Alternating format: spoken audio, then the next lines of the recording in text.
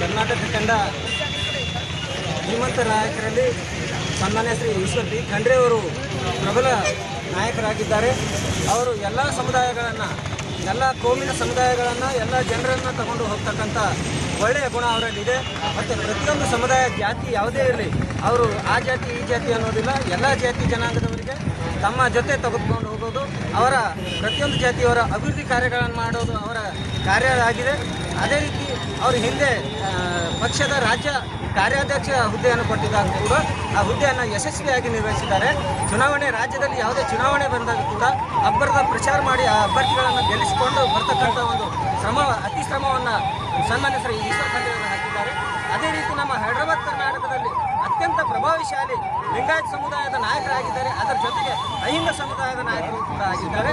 ಆದ್ದರಿಂದ ನಮ್ಮ ಕರ್ನಾಟಕ ರಾಜ್ಯದ ಮಹಾಜನತೆಯ ಒಂದು, ವಿಶೇಷವಾಗಿ ಬೀದರ್ ಜಿಲ್ಲೆಯ ಮಹಾಜನತೆಯ ಒಂದು ಬಹಳ ದೊಡ್ಡ ಕೂಗಾಗಿದೆ, ಬಹಳ ದೊಡ್ಡ ಒಂದು ಆಶೆ ಆಗಿದೆ. ಬಹಳ ದಿನಗಳಿಂದ ಸನ್ಮಾನ್ಯ ಶ್ರೀ ಇಂಥ ಒಳ್ಳೆಯ ಗುಣಗಳನ್ನು ಮತ್ತು ಅಭಿವೃದ್ಧಿ ಗುಣಗಳನ್ನು ಹೊಂದಿಕೊಂಡು ಆ ಅಭಿವೃದ್ಧಿಗಾಗಿ ಹಗಲಿರುಳು ಶ್ರಮಿಸುತ್ತಿರುವ ನಮ್ಮ ಸನ್ಮಾನ್ಯ ಶ್ರೀ ಜನಮೆಚ್ಚಿದ ನಾಯಕರು, ನಮ್ಮೆಲ್ಲರ ಅಭಿವೃದ್ಧಿ ಹರಿಕಾರರು, ಯುವಕರ ಆಶಾಕಿರಣರಾಗಿರ್ತಕ್ಕಂಥ ಸನ್ಮಾನ್ಯ ಈಶ್ವರ್ ಖಂಡ್ರೆ ಸಾಹೇಬರಿಗೆ ರಾಜ್ಯದ ಉಪಮುಖ್ಯಮಂತ್ರಿಯ ಹುದ್ದೆಯನ್ನು ನೀಡಲೇಬೇಕಂತೇಳಿ ನಾವು ಹೈಕಮಾಂಡನ್ನು, ನಮ್ಮ ಮಾನ್ಯ ಶ್ರೀ ಮಲ್ಲಿಕಾರ್ಜುನ್ ಖರ್ಗೆ ಸಾಹೇಬ್ರನ್ನ, ಡಿ ಕೆ ಸಾಹೇಬ್ರನ್ನ, ಮಾನ್ಯ ಸಿದ್ದರಾಮಯ್ಯ ಸಾಹೇಬ್ರನ್ನ ಈ ಮೂಲಕವಾಗಿ ಅತಿ ಕಳಕಳಿಯಿಂದ ವಿನಂತಿ ಮಾಡ್ತಾ ಇದ್ದೇವೆ ಮತ್ತು ಬೇಡಿಕೆಯನ್ನು ಇಡ್ತಾ ಇದ್ದೇವೆ.